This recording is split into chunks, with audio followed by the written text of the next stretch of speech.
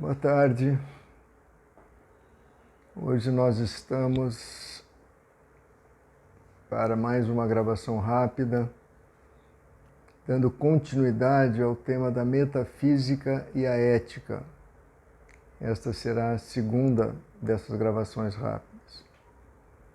Na gravação anterior nós fizemos uma longa recapitulação, então hoje nós vamos dar continuidade de imediato ao conteúdo. Nós temos várias citações e eu estimo que depois dessa gravação rápida de hoje nós ainda temos mais uma onde nós vamos destacar a metafísica, a ética e o papel da ciência em relação à metafísica e à ética.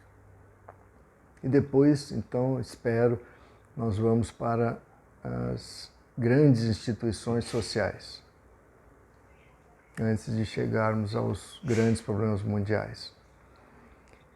Então, hoje nós vamos iniciar, dando continuidade à nossa gravação anterior, como eu disse, com uma citação de uma ex-presidente da Sociedade Teosófica, citando a fundadora da Sociedade Teosófica, a senhora Helena Blavatsky.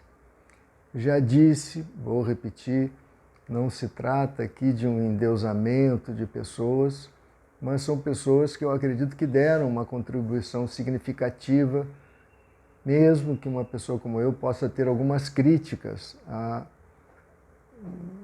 posturas e pontos de vista dessas pessoas, mas não há como deixar de reconhecer a grandeza dessas almas.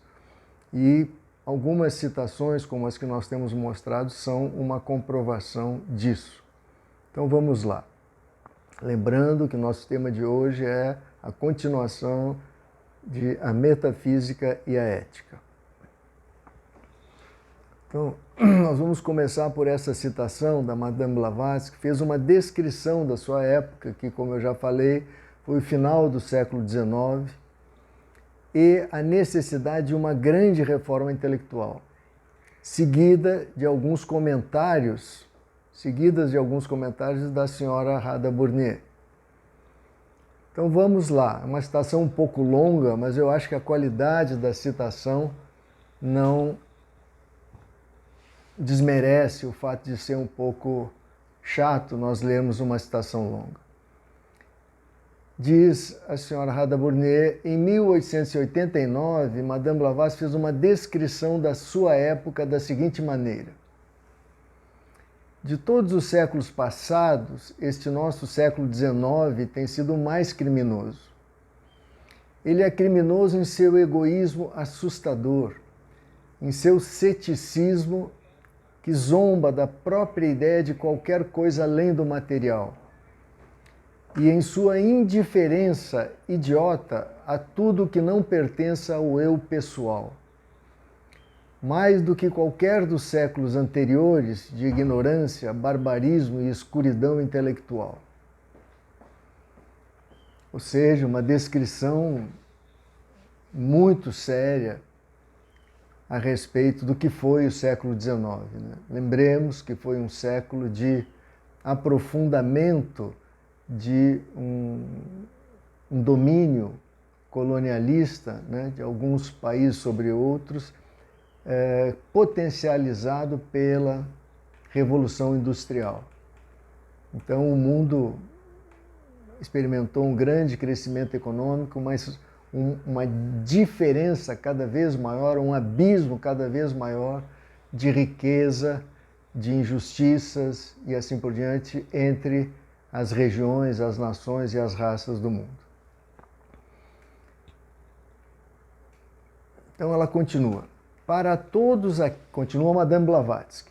Para todos aqueles que veem a loucura e a esterilidade de uma existência cega pelo materialismo e ferozmente indiferente ao destino de seus semelhantes, esse é o momento de agir. Agora é o momento para devotarem todas as suas energias, toda a sua coragem e todos os seus esforços para uma grande reforma intelectual. Porque sem isso, essa é a tese. Por que eu estou trazendo essa longa citação? Estou trazendo essa longa citação porque ela é uma espécie de síntese dos pontos de vista que nós estamos procurando apresentar.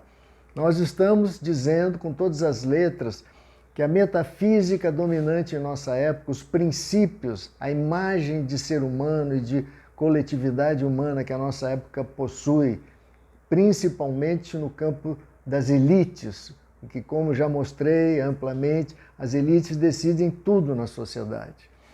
Então, se nós continuarmos com essas ideias, daí advém uma ética muito ruim, dessa ética muito ruim, advém grandes instituições sociais muito ruins e aí grandes problemas mundiais, que estão se agravando cada vez mais. Dessa época, né, que ela falou, nós tivemos depois disso, logo depois disso, 2 grandes guerras mundiais. Só isso já bastaria para demonstrar a perfeita correção dessas afirmações da senhora Helena Blavatsky.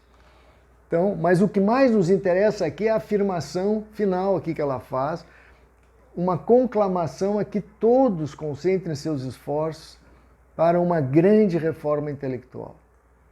Metafísica, ética, grandes instituições, é aquela imagem da cascata que eu mostrei para vocês várias gravações atrás. Aí continua a senhora Radha Burnet. Ela mais adiante descreveu o século XIX como o filho híbrido da superstição medieval e de um impostor devasso conhecido como civilização moderna. Veja que é uma síntese nada positiva da época em que ela viveu. Aí continua a senhora Radha Burnet. O século XX superou de longe o século XIX, ou seja, o século XIX já foi tenebroso. E a senhora Radha Burnet afirmando, o século XX superou de longe o século XIX em barbarismo, egoísmo criminoso, cegueira materialista e indiferença a tudo que está além do interesse pessoal. Ele subiu a pículos de atividade destrutiva nunca antes alcançados. Os mortos e feridos das 2 guerras mundiais foram contados aos milhões, e outros tantos milhões foram desalojados à força de seus lares e obrigados a sofrer agudas misérias de vários tipos. Uma longa série de outras guerras de menor escala aumentaram o montante de carnificina desse século passado, agora. Esses foram anos e décadas de dizimação imperiosa de inúmeras pessoas em muitas partes do mundo por razões ideológicas, tribais, raciais ou políticas.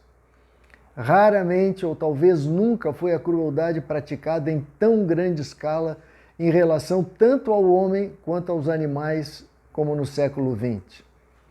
Estima-se, para vocês terem uma ideia, que durante o século XX a humanidade destruiu, dizimou cerca de 50% das espécies animais que habitavam o nosso planeta. Vocês têm ideia do terror que isso significa? Isso é essa maravilha de século XX. A vida vegetal também foi reduzida dramaticamente e os recursos minerais exauridos. A degradação e a poluição ambiental agora representam malefícios tão graves que alguns cientistas acreditam que eles sejam uma ameaça maior do que a guerra nuclear. Essa é a época que nós estamos vivendo. Ela continua, fala da indústria da guerra. Eu vou abreviar aqui para não ser tão enfadonho. Ela diz, para concluir, embora aqui e ali haja sinais de preocupação com a condição humana e investigações quanto à validade das premissas sobre as quais a civilização de nossos dias está construída, a vasta maioria das pessoas continua a estar no mesmo estado de idiótica indiferença aos problemas que defrontam a espécie humana e a autenticidade ou não dos pressupostos que estão por detrás dessas premissas. E aí ela conclui, a grande reforma intelectual que a HPB antecipou como a necessidade imediata de sua época ainda está para acontecer. Ou seja, minha gente, essa é a síntese que eu queria apresentar para vocês. Como introdução a essa nossa gravação rápida, nós tivemos um século XX com problemas, com avanços inegáveis, mas com problemas muito maiores que o século XIX. Essa é a afirmação da senhora Radumunev, que eu endosso em gênero e número. A grande reforma intelectual, que já era uma necessidade muito urgente no final do século XIX, ainda está por acontecer. Ou seja, como nós já temos falado, a grosso modo as mesmas ideias no atacado, a grosso modo, que eram hegemônicas lá no final do século XIX, início do século XX, continuam dominantes até os nossos dias. Certo? Então, é claro, né? É claro que a grande reforma intelectual não aconteceu. E ela continua como uma angustiante necessidade dos nossos dias. Já falei isso na gravação passada, vamos adiante. Uma outra grande síntese aqui que a senhora Radumunev faz, que tem muito a ver com o que nós temos dito também ao longo de décadas. O Sila e o Caríbides da atualidade são, de um lado, desastre ecológico e, de outro, subdesenvolvimento. Sila e Caríbides, personagens de uma das peças de William Shakespeare, o genial William Shakespeare. Então, são personagens maléficos, evidentemente, para quem não conhece essa peça. Então, os grandes problemas, os grandes malefícios da nossa época são, de um lado, o desastre ecológico e, de outro, o subdesenvolvimento. Não é por acaso que nós escolhemos esses dois tópicos no nosso livro Que Há de Errado com a Política como exemplos de grandes problemas mundiais. Vamos adiante. Aqui uma citação muito interessante também, ainda para finalizar essa parte da metafísica influenciando a época dos nossos, a ética dos nossos dias, afirmando que somente a filosofia esotérica pode trazer o estado intermediário entre o altruísmo divino e o egoísmo humano, e, assim, o alívio do sofrimento. Vamos ler essa citação. Sob a dominação e a influência dos credos esotéricos, ou seja, as religiões que nós temos por aí.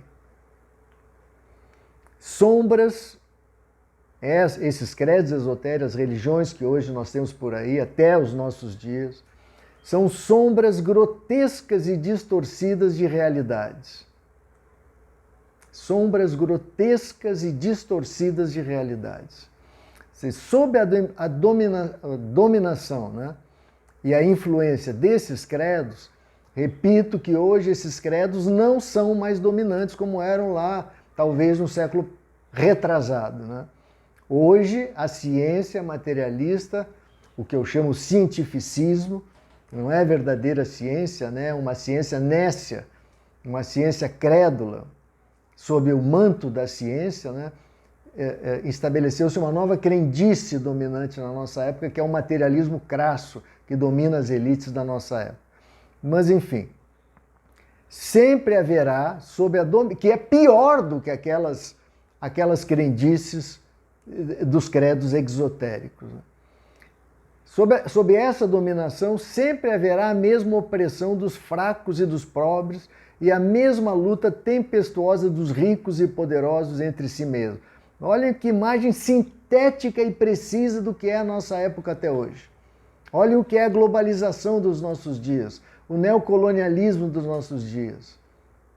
O fosso entre as nações que não tem a menor chance de ser superado com as atuais instituições que nós temos. Nenhuma chance. Então, ela diz, continua, é somente a filosofia perene ou esotérica que é a harmonização espiritual e psíquica do homem com a natureza. O que significa isso, minha gente? Significa que essa filosofia perene, que essa filosofia perene ou esotérica é a que encontra harmonia com a verdade dos fatos. A imagem de ser humano e de humanidade que encontra guarida nos fatos, na realidade, ou seja, uma harmonia com a natureza, uma harmonia não apenas física, como muitos querem, mas espiritual e psíquica, é somente dada por essa filosofia perene, que é o quê? Que são os símbolos das grandes religiões e filosofias quando bem interpretados. Eles se encontram, nós já falamos isso, vou repetir novamente. Então, agora vejam a consequência disso. Se nós fizermos essa grande reforma intelectual e alcançarmos uma visão de ser humano mais em harmonia com a verdade, com a natureza, com os fatos, nós alcançarmos isso, como via de consequência, chegaremos a uma ética mais justa, mais verdadeira. E se isso for feito, chegaremos a grandes instituições sociais mais justas, mais verdadeiras, mais competentes que essas que nós temos hoje. Se isso for alcançado, a revelação dessas verdades fundamentais pode trazer aquele tão desejado estado intermediário entre os dois extremos do egoísmo humano e do altruísmo divino. Isso é algo da maior importância. Quando nós vemos as doutrinas religiosas de todos os tipos que nós vemos dominante hoje, o que nós vemos é um discurso igualitarista, é o que eu chamo de amor, amor, amor. Né? Prega-se a compaixão, prega-se a fraternidade como um amor universal, mas sem nenhuma possibilidade dessas coisas refletirem uma ética decente e grandes instituições sociais decentes. Por quê? Nós vamos ver nas próximas citações. Mas se houver essa grande reforma intelectual, então se alcançará, através de uma nova forma de organização social, que depende de uma nova ética e de uma nova visão metafísica do ser humano. Se isso for alcançado, então se chegará, nós sairemos desse inferno em que é a nossa realidade e apontando para catástrofes cada vez maiores, e se chegará a um estado intermediário entre o altruísmo divino e o egoísmo humano. E, portanto, chegaremos ao alívio do sofrimento humano. Vejam que síntese espetacular. Vamos adiante. Bem, aqui a citação seguinte nos fala que a verdadeira religiosidade, a verdadeira sabedoria divina, que significa altruísmo, necessariamente, não é concebível um amor divino sem um puro altruísmo. Ou seja, sabedoria divina significa centralmente altruísmo e, é lógico, uma enorme compreensão de todas as coisas. Então ele diz, o problema da verdadeira sabedoria divina e sua grande missão é a elaboração de claras e inequívocas concepções de ideias éticas e de deveres. Ou seja, sem isso não há esperança de melhores dias. Esse é o grande problema do altruísmo, daqueles que desejam verdadeiramente o bem de toda a família humana. Não de um país, de um grupo, de uma empresa sobre outros, entendeu? Não. Mas que vislumbram um amor por toda a família humana. Então, a elaboração de claras e inequívocas concepções de ideias éticas e de deveres, ou seja, fica patente, fica por óbvio que não há isso nos nossos dias. Não há ideias claras, temos procurado enfatizar isso e vamos enfatizar isso e explicar isso cada vez mais. Então, ideias éticas de deveres que possam mais e melhor satisfazer os sentimentos retos e altruísticos em nós, o que há de melhor no ser humano.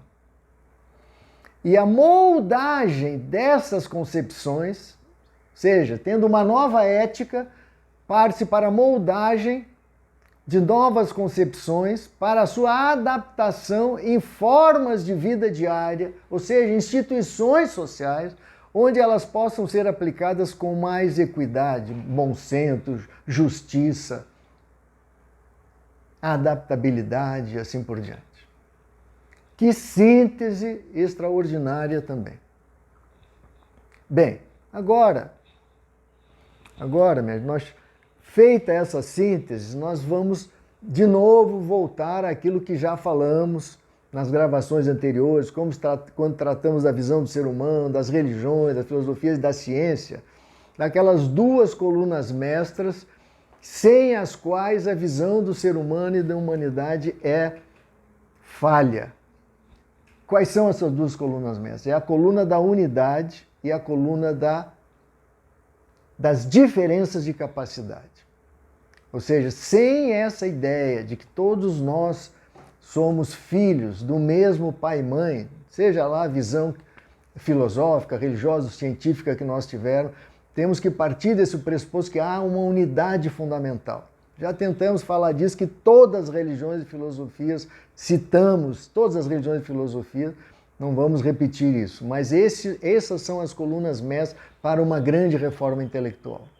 Unidade e a diversidade. Hoje o mundo é dominado por um Procrustes, aquele monstro, bandido, aterrador lá da mitologia grega que botava as pessoas numa cama de ferro, assim como faziam os habitantes de Sodoma e Gomorra, que foi destruída, né, pela chama, tinham também uma cama de ferro que botavam ali as pessoas que chegavam, que eles não gostavam tal, e se a pessoa era menor, esticavam a pessoa, matavam. Se ela era maior, cortavam um pedaço, matavam a pessoa também. O Procrustes é aquele bandido da mitologia grega que fazia a mesma coisa. Vejam a antiguidade nos trazendo lições atualíssimas para os grandes problemas da nossa época. Então, o Procrustes da nossa época é o igualitarismo, fruto do materialismo crasso, ao qual todas as religiões, de um modo geral, se submetem. De um modo geral. Então vamos agora partir. O que é essa ideia de unidade na diversidade? Essa ideia é uma lei universal, é um princípio universal. Toda manifestação, todo o universo manifestado se submete a essa lei. Há uma fonte comum e há uma estupenda, extraordinária diversidade em todos os reinos da natureza. Todos os reinos. Então vamos lá, vamos ver. O que significa isso quando trazido para a humanidade? Significa o que se chama a lei, o princípio ou lei da fraternidade universal da humanidade. Fraternidade universal, fraternidade de todos os seres humanos. Os bons, os ruins, preto, branco, feio, pobre, rico, não importa. Não importa a raça, não importa nada. Todos somos irmãos. Mas mesmo aquele bandido, Mas aquele ser divino. Todos somos irmãos.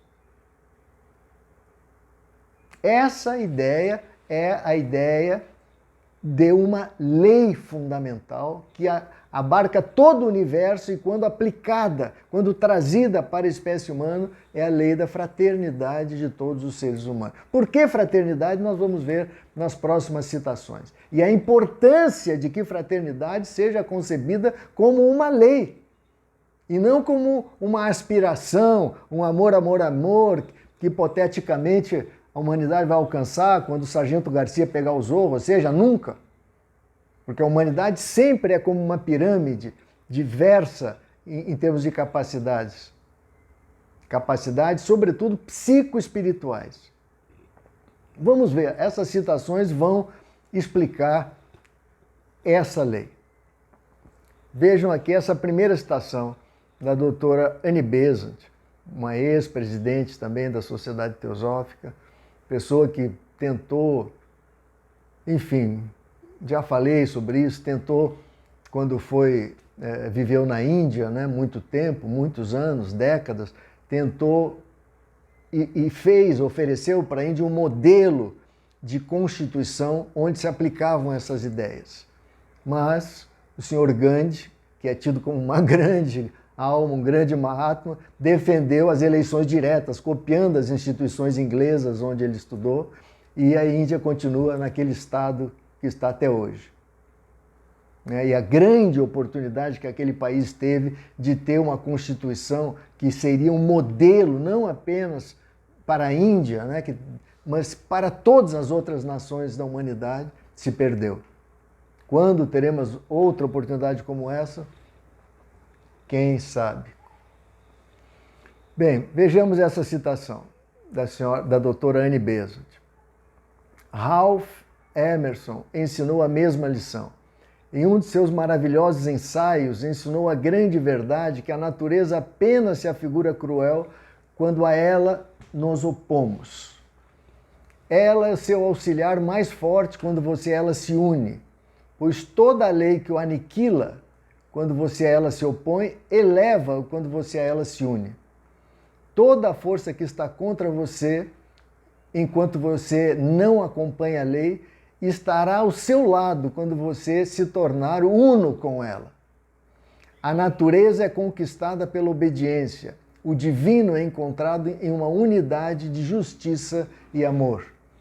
Me lembro daquela passagem bíblica, que diz: cuide em primeiro lugar do reino do Pai e da sua justiça, ou seja, do amor divino e da justiça divina, e o demais te será acrescentado.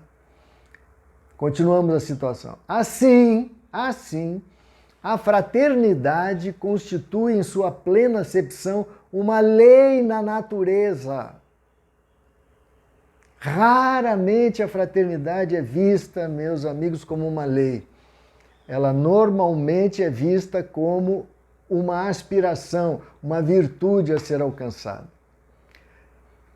Continua a citação. Não se pode deixar de enfatizar suficientemente esse ponto. Constitui o objeto do nosso trabalho, ou seja, da Sociedade Teosófica, da qual era presidente, que a fraternidade passa a ser algo prático na sociedade.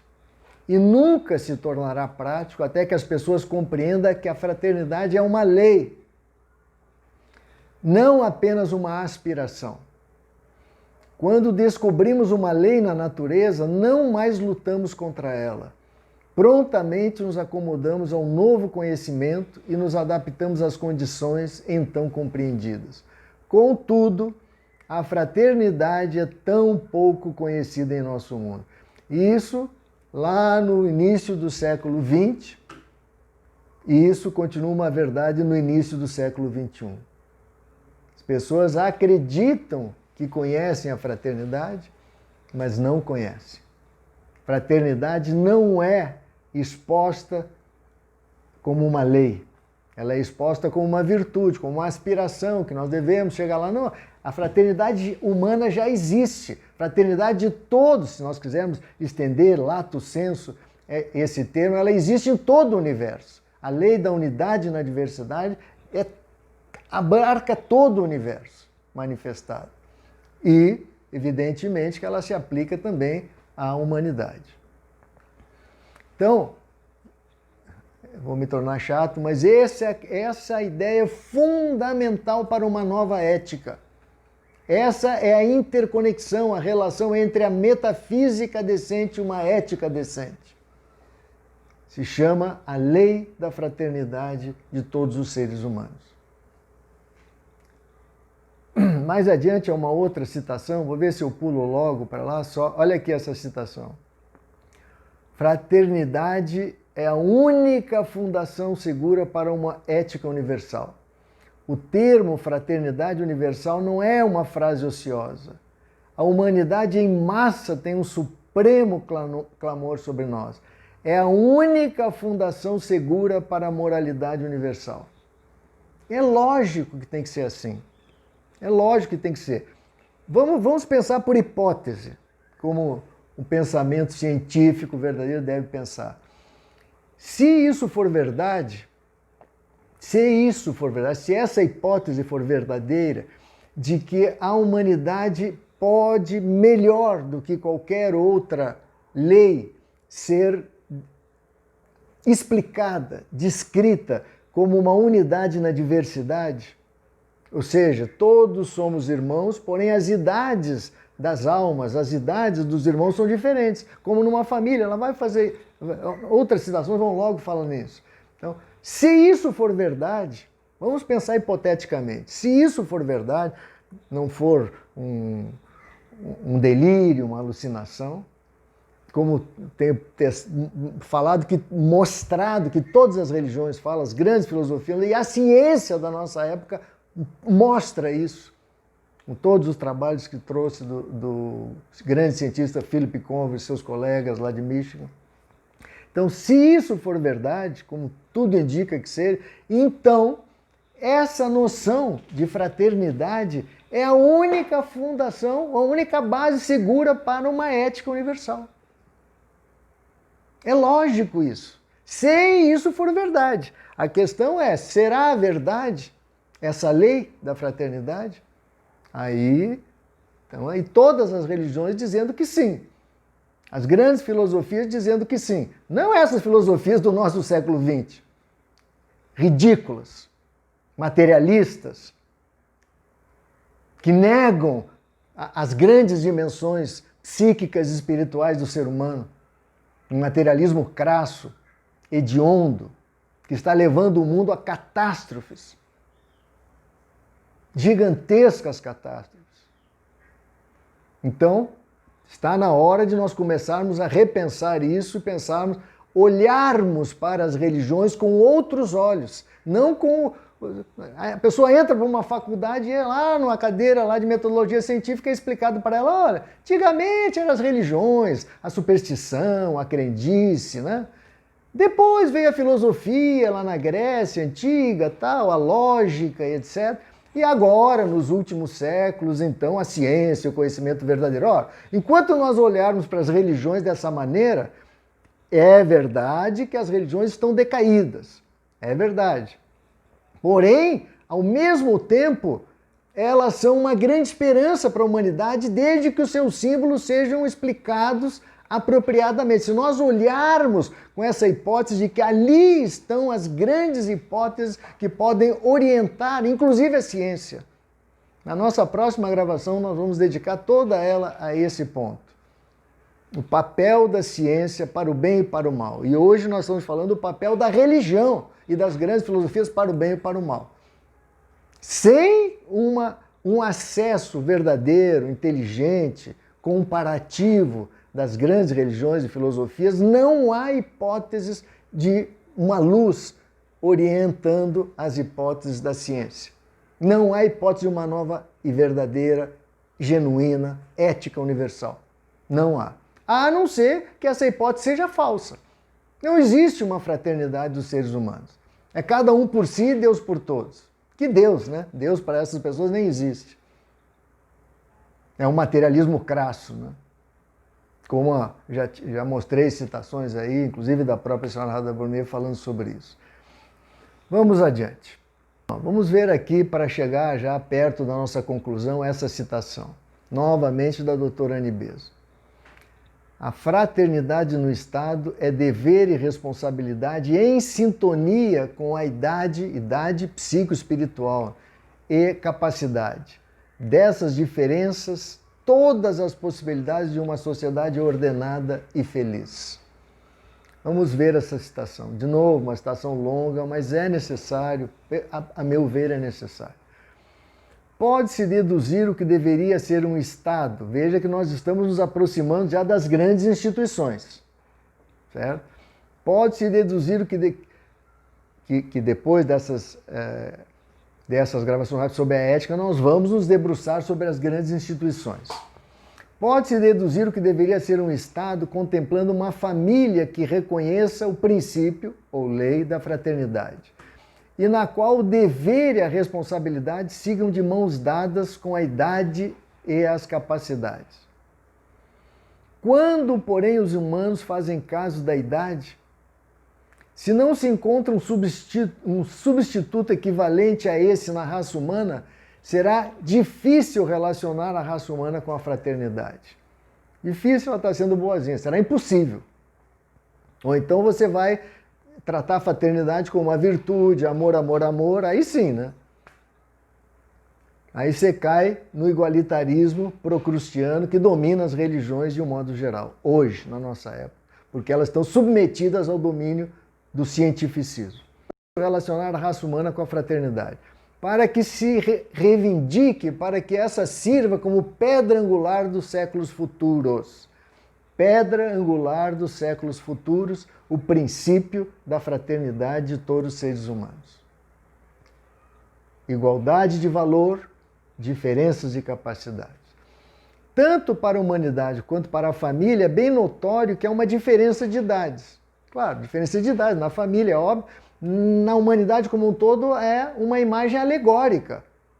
Né? Uma figura de pensamento, uma alegoria que diz que é como uma família. Todos nós somos irmãos, por isso frater, fraternidade, irmãos. Todos somos irmãos. Tal como na família, os membros da humanidade nascem em tempos diferentes. Está se referindo às almas humanas. Assim como as aludidas diferenças de idade compõem o círculo familiar, o mesmo sucede com a família humana. Os espíritos, ou seja, almas que formam essa grande família, não possuem a mesma idade, pois não nasceram para a existência individual no mesmo tempo. Ideias absolutamente metafísicas que nós estamos trazendo para a única fundamentação segura de uma ética universal, decente. Vejam a ligação, pessoal. Liguem os cabos, por favor. Junto com a ideia da fraternidade, encontramos a lei natural da reencarnação. Ou seja, tenho explicado isso quando falei lá das religiões, das grandes filosofias. Se nós, se a humanidade, se as religiões do mundo continuarem, como na sua grande maioria, sem compreender bem o princípio ou lei das reencarnações, não tem solução. Ah, mas você está falando de religião, isso aí não tem como provar. Não tem como provar realmente do ponto de vista da ciência comum, da ciência moderna, chamemos assim. Mas a ciência tem como provar e tem o dever de assim agir, de testar essas hipóteses. Porque como diz em todas as escrituras do mundo, inclusive a Bíblia, que é a principal do Ocidente, diz: se não for possível conhecer diretamente a verdade, que é uma coisa que poucos têm essa capacidade, se não é possível isso, é possível conhecer a árvore pelos seus frutos. Porque a árvore boa não dá maus frutos e a árvore ruim não dá bons frutos. Então esse é o papel da ciência. O papel beneficente da ciência. A ciência tem um método que pode dizer, olha, essa hipótese significa em tais e tais frutos, tais e tais consequências. É impossível a ciência observar? Não, é possível. Ela assume uma hipótese e observa se essa hipótese tem um poder explicativo, um poder beneficente ou um poder maleficente. É isso que a ciência deve fazer, lato sensu. Então, princípio ou lei da reencarnação deve se constituir uma hipótese muito sólida, muito real, muito importante para toda a psicologia moderna, sem falar nas religiões, que têm uma obrigação de falar disso e não falam, pelo menos no Ocidente, na sua maioria, e no Oriente quando falam mal, de uma maneira degenerada, deturpada. Não vou entrar nesse detalhe agora, né? Mas esse é o estudo que a ciência e a filosofia deveriam olhar, porque aí reside a esperança da humanidade. Então, encontramos a lei da reencarnação que nos evidencia que existe diferença de idade nos espíritos individualizados e que na família humana uns são os mais velhos e outros são mais jovens. Daí, no atacado, daí é que surgem as diferenças de capacidade, em todos os sentidos, entre os seres humanos. Então, o grande princípio da reencarnação, ou lei, como ela chama ali em cima de lei natural da reencarnação, corre paralelo com o princípio da fraternidade. Porém, isso só acontece se o aplicarmos e o convertermos em uma coisa positiva na vida cotidiana. Porque dessas diferenças de idade surgem todas as possibilidades de uma sociedade ordenada e feliz. Ela coloca uma afirmação. Eu coloco uma hipótese. Se esses princípios, se essa lei da fraternidade de todos os seres humanos for verdadeira, então daí surgem todas as possibilidades de uma sociedade harmônica, de uma sociedade justa, feliz, com boas instituições e que cuide de toda a irmandade humana. Enfim, ela continua, eu vou pular por aqui. Ela diz aqui, para concluir, unicamente quando essas verdades forem reconhecidas como resultado do princípio da reencarnação, é que se poderá edificar com segurança, sob o amparo dessa lei na natureza, uma sociedade duradoura.